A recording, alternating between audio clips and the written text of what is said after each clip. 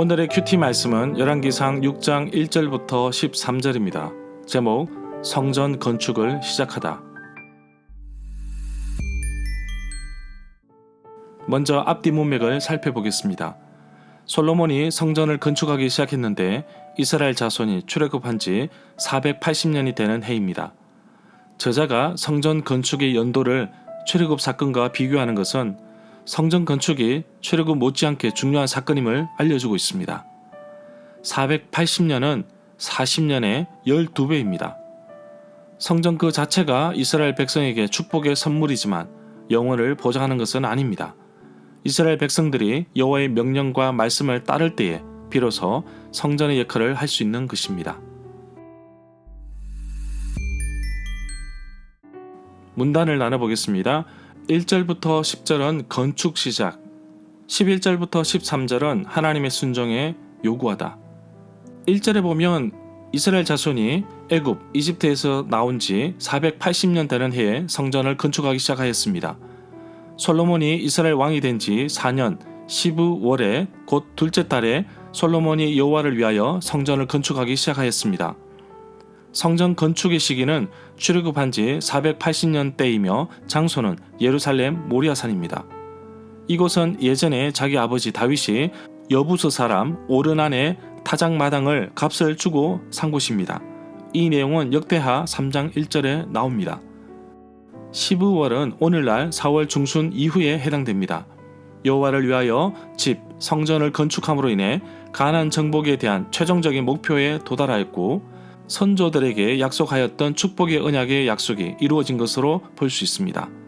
또한 성전 건축을 출애굽 사건과 비교하고 있는 이유는 솔로몬이 성전을 건축하는 사건이 출애굽 사건 못지않게 중요한 사건임을 말하고 있는 것입니다.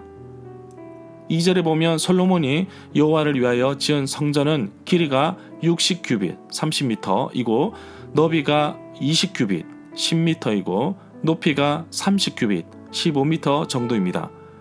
1규빗은 팔꿈치에서 가운데 손가락 끝까지 길이를 말합니다. 계산의 편의상 50cm로 기준했을 때 60규빗은 30m, 20규빗은 10m, 30규빗은 15m입니다. 6절에 보면 성전의 규모를 볼 때 큰 규모는 아니었습니다.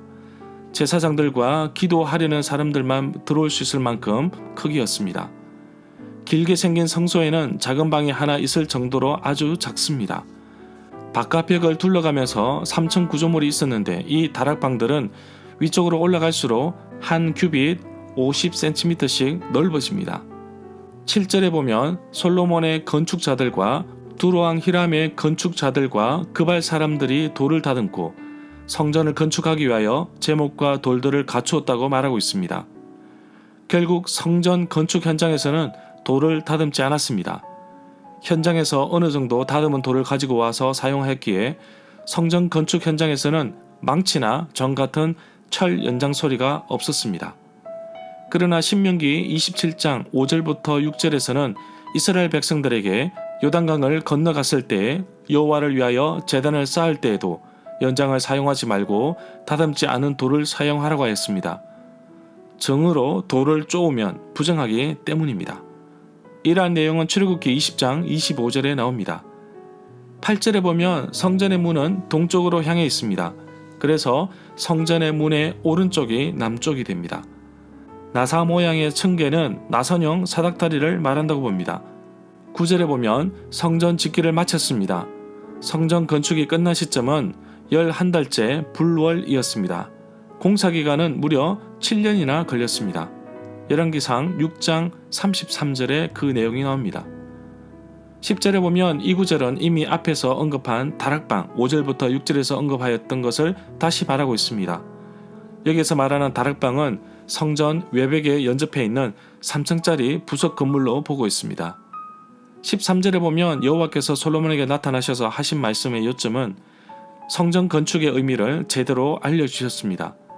외부적인 건물이 중요한 것이 아니라 여호와께서 말씀하신 율법과 계명을 지켜야 한다는 것입니다. 순종의 결과는 이스라엘 백성들을 버리지 않으시고 끝까지 함께 하신다는 약속입니다. 절마다 상세한 설명과 구절 해석, 그리고 핵심 내용과 중심 줄거리는 네이버 블로그에 올려져 있습니다. 내게 주시는 교훈입니다. 실제로 성전 건축의 준비는 다 되었고 솔로몬이 정말 준비하여서 아름답고 웅장하게 그리고 화려하게 지었지만 잊지 말아야 할 것은 솔로몬이 자신의 입으로 고백한 것처럼 하나님이 참으로 땅에 거하시리이까 하늘과 하늘들의 하늘이라도 주를 용납하지 못하겠거든 하물며 내가 건축한 이 성전 이로이까. 과거 블레셋과의 전쟁 때 여호와의 언약궤를 가져가면 무조건 전쟁에서 이길 것 같았던 잘못된 생각처럼 화려한 성전에 무조건 이스라엘 백성들과 함께 할 것이라는 생각은 버려야 할 것입니다.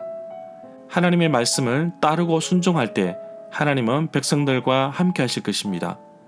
우리의 초점은 솔로몬의 화려한 성전의 외모보다는 그 안에서 제사, 예배드리고 하나님을 섬기는 이스라엘 백성들의 마음가짐, 자세, 태도, 마인드가 더 중요하다고 볼 수 있습니다.